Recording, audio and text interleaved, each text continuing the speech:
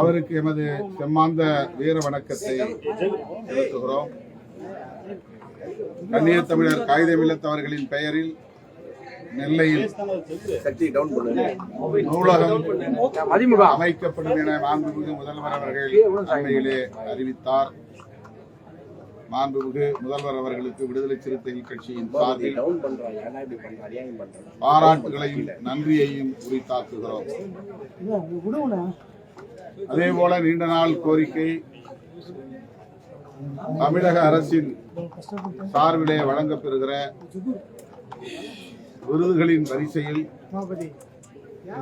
கண்ணிய தமிழர் காகிதமில்லத்தவர்களின் பெயரிலும் சமூக நல்லிணக்கத்திற்காக மத நல்லிணக்கத்திற்காக பாடாற்றக்கூடியவர்களுக்கு வழங்கும் வகையில் அறிவித்திட வேண்டும் என்று விடுதலை சிறுத்தைகள் கட்சியின் சார்பிலே வலியுறுத்துகிறோம்.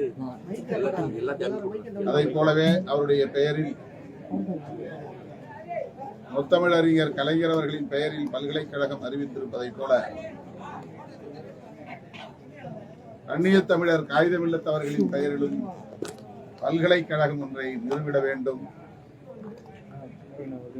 தமிழை ஆட்சி மொழியாக்க வேண்டும் என்று நாடாளுமன்றத்தில் முழங்கியவர். தமிழின் சிறப்புகளை வட இந்தியர்களும் உணரக்கூடிய வகையிலே எடுத்துரைத்தவர்.